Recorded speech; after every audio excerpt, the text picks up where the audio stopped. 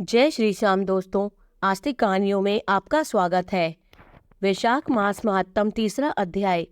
वैशाख मास में छत्रदान से हेमकांत का उद्धार। नारद जी कहते हैं, एक समय विदेह राज जनक के घर दोपहर के समय श्रुतदेव नाम से विख्यात एक श्रेष्ठ मुनि पधारे, जो वेदों के ज्ञाता थे। उन्हें देखकर राजा बड़े उल्लास के साथ उठ खड़े हो गए और मधु पर्क आदि सामग्रियों से उनकी विधि पूर्वक पूजा करके राजा ने उनके चरणोदक को अपने मस्तक पर धारण किया। इस प्रकार स्वागत सत्कार के पश्चात जब वे आसन पर विराजमान हुए, तब विदेह राज के प्रश्न के अनुसार वैशाख मास के महात्म का वर्णन करते हुए वे इस प्रकार बोले। श्रुतदेव ने कहा, राजन, जो लोग वैशाख मास में धूप से संतप्त होने वाले महात्मा पुरुषों के ऊपर छाता लगाते हैं, उन्हें अनंत पुण्य की प्राप्ति होती है। इस विषय में एक प्राचीन इतिहास का उदाहरण दिया करते हैं। पहले वंग देश में हेमकांत नाम से विख्यात एक राजा हो गए। वे कुशकेतु के पुत्र, परम बुद्धिमान और शस्त्रधारियों में श्रेष्ठ थे।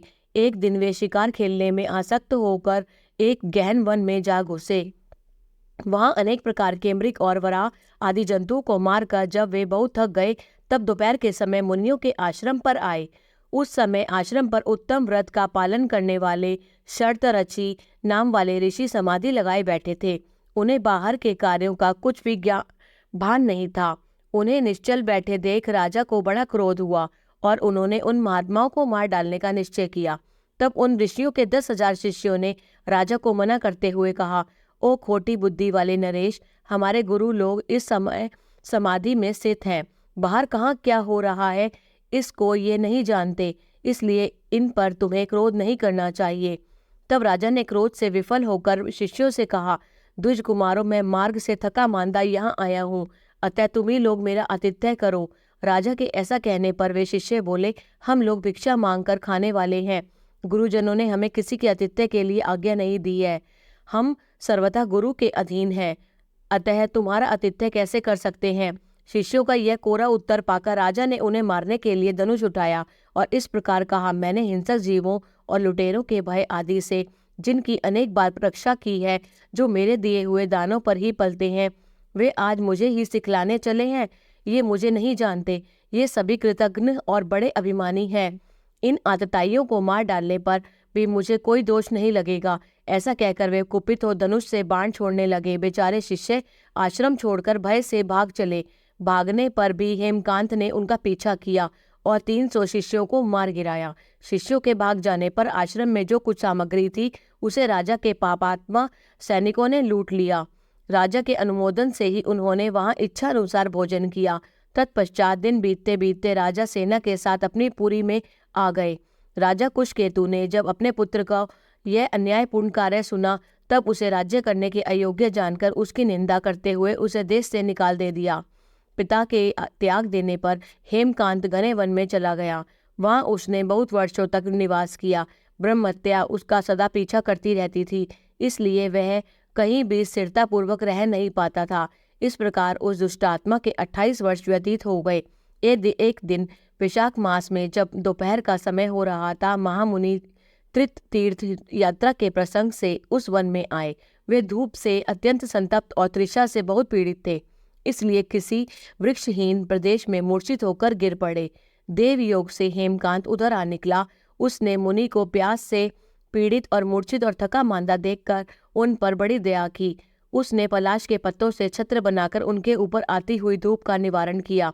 वह स्वयं मुनि के मस्तक पर छाता लगाए खड़ा हुआ और तुम्बी में रखा हुआ जल उनके मुंह में डाला। इस उपचार से मुनि को चेत आया और उन्होंने क्षत्रियों को दिए हुए पत्ते के छाते को लेकर अपनी व्याकुलता दूर की। उनकी इंद्रियों में कुछ शक्ति आई और वे धीरे धीरे किसी गांव में पहुंच गए। उस पुण्य के प्रभाव से हेमकांत की 300 ब्रह्महत्याएं नष्ट हो गई। इसी समय यमराज के दूत हेमकांत को लेने के लिए वन में आए।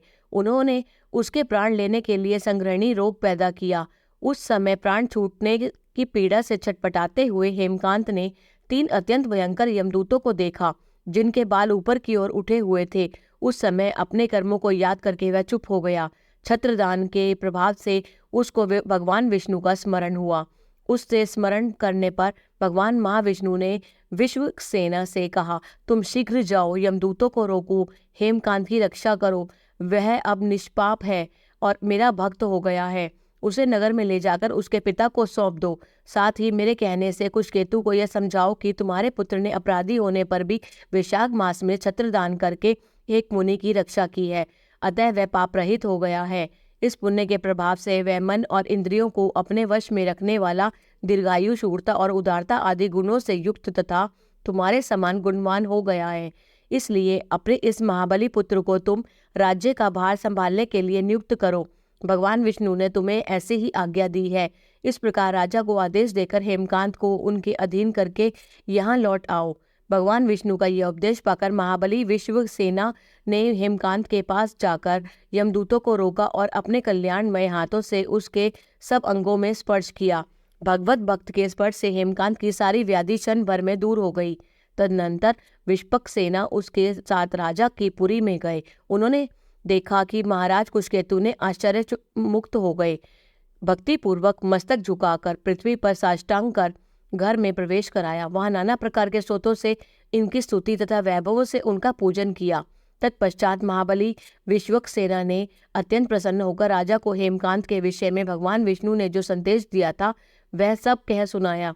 उसे सुनकर कुशकेतु ने पुत्र को राज्य पर बिठा दिया और स्वयं विश्वक्सेना की आज्ञा लेकर उन्होंने पत्नी सहित वन को प्रस्थान किया। तदनंतर महामना विश्वक्सेना हेमकांत से पूछकर और उसकी प्रशंसा करके श्वेत द्वीप में भगवान विष्णु के समीप चले गए। तब राजा हेमकांत वैशाख मास में बताए हुए भगवान की प्रसन्नता को बढ़ाने वाले शुभ धर्मों का प्रतिवर्ष पालन करने लगे। वे ब्राह्मण, भक्त, धर्मनिष्ठ, शांत, जितेंद्रिय, सब प्राणियों के प्रति दयालु और संपूर्ण यज्ञों की दीक्षा में स्थित रहकर सब प्रकार की संपदाओं से संपन्न हो गए। उन्होंने पुत्र, पौत्र आदि के साथ समस्त भोगों का उपभोग करके भगवान विष्णु का लोक प्राप्त किया। वैशाख सुख से साध्य अतिशय पुण्य प्रदान करने वाला है, पाप रूपी ईंधन को अग्नि की भांति जलाने वाला, परम सुलभ तथा धर्म, अर्थ, काम और मोक्ष चारों पुरुषार्थों को देने वाला है। जय श्री श्याम।